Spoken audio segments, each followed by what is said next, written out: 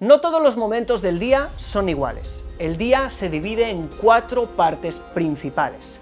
Y hay momentos más elevados a nivel espiritual y hay otros más densos.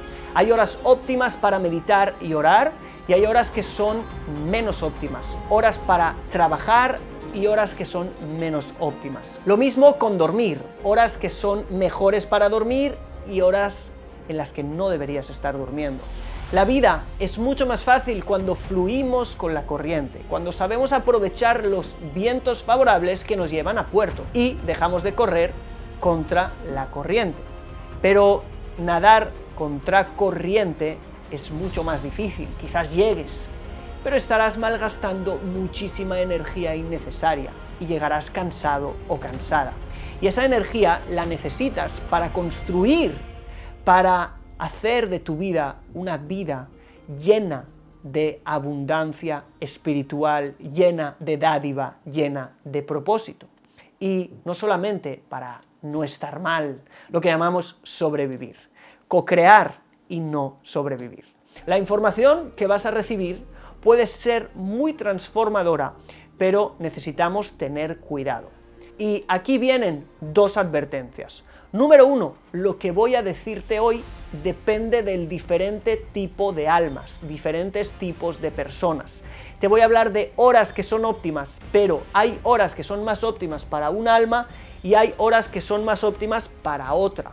Entonces, no tomes esto como una regla de hierro. Tienes que saber probar, tienes que saber discernir qué es lo mejor para ti y no lo tomes como un dogma de hierro.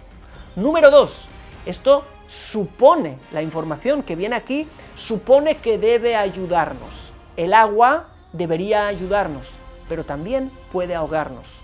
La electricidad debería ayudarnos, pero también puede causarnos daños. Y esta información puede ser igual. Si tú ves que esta información la aplicas y en vez de ayudarte, te frustra, te hace estar cansado o cansada, llena de enojo, significa que este no es el momento. Significa que quizás esto no sea para ti. Quizás debas probar otras horas, otros tiempos, otras cosas. Y ahora sí, empecemos. Como te dije, según la Kabbalah, el día se divide en 4 partes principales: día y noche, y cada uno de ellos se divide en 2 partes. Tenemos la primera parte del día y la primera parte de la noche, y la segunda parte del día y la segunda parte de la noche. Entonces tenemos el día dividido en 4 partes. Así pues, también nuestro día tiene momentos de expansión y momentos de límite, momentos de lo contrario a la expansión, la contracción. ¿Sí? Todos tenemos estos momentos. Hay momentos en los que salimos a trabajar y hay momentos en los que volvemos a nuestras casas, ¿sí?, a contraernos, a descansar, a ir hacia adentro, ¿ok? Y no es uno bueno y otro malo. El problema viene cuando estoy confundiendo las horas, cuando estoy haciendo las cosas al revés. Ahí puedo encontrarme con algún problema. Bien, pues ¿cómo se reparten estas 2 fuerzas? La fuerza de misericordia y la fuerza de juicio, ¿sí? Gesed y Din en hebreo. Pues bien, el día se divide de la siguiente manera. La segunda parte de la noche, estoy hablando desde la medianoche hasta la salida del sol. Cuando empieza a salir el sol, estamos hablando de la segunda parte de la noche. Y la primera parte del día, te estoy hablando desde la salida del sol hasta el mediodía, todos estos tiempos son tiempos de misericordia. Allí sobreabunda en el mundo la energía de Gesed, ¿ok? Y cada vez más. Por eso es que la mayoría de actividades se suelen hacer en la mañana. Por eso es que al que madruga, Dios le ayuda. No es un dicho, sí, que esté escrito en un libro sagrado, pero es un dicho verdadero, porque si tú madrugas, aprovechas las horas de misericordia que brillan sobre el mundo. Pero no solamente madrugar en el sentido de despertar a las 7 de la mañana. Como ya has visto, desde la medianoche brilla la misericordia en el mundo. Veremos qué es lo que podemos hacer en estos tiempos. Aprovecho esta pausa de unos pocos segundos para contarte cómo puedes hacer que los mejores rabinos, maestros y guías espirituales de Israel sean tus mentores.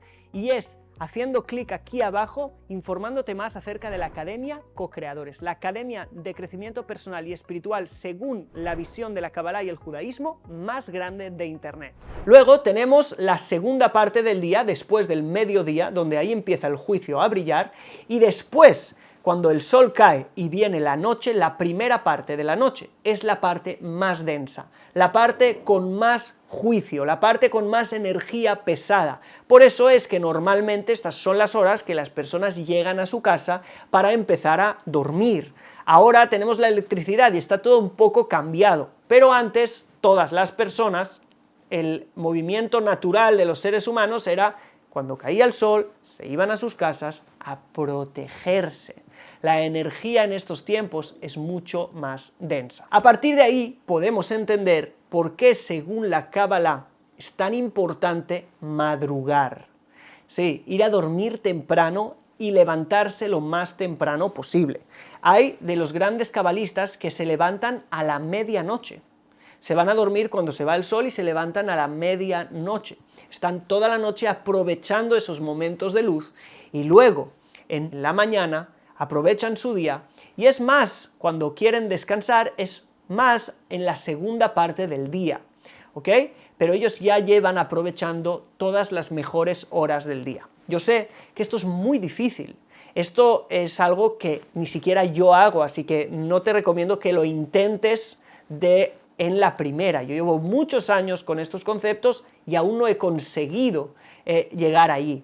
Lo que sí que es importante tener conciencia es que si en vez de levantarme a las 9 de la mañana y yéndome a dormir a las 2 de la noche, me puedo, en vez de malgastar todas esas horas de luz, puedo irme a dormir más temprano, donde la energía es pesada, donde el movimiento que de alguna manera seguiría el viento, ¿sí?, y la dirección correcta sería el de contraerme, el de irme a dormir, el de recuperarme, ¿sí?, el de renovarme, para levantarme lo más temprano posible, para aprovechar de las mejores horas del día, las horas de gran misericordia que brillan un poquito antes del amanecer, que brillan en la medianoche si puedo. Ahora después veremos prácticamente cómo lo podemos hacer. Entonces nosotros vamos a aprovechar todos estos días, todos nuestros días de la mejor manera.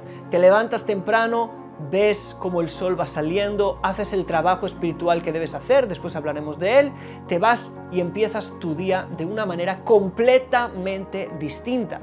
¿Cuántos pueden atestiguar de esto en los comentarios? Es algo simple.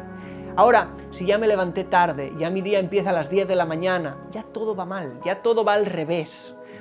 ¿Ok? Yo sé que hay excepciones, hay gente que tiene que trabajar de noche, hay gente que tiene turnos en las noches y no puede controlar eso. No estamos hablando de esto. Si eso es lo que te ha tocado, tienes que aprender a vivir con eso.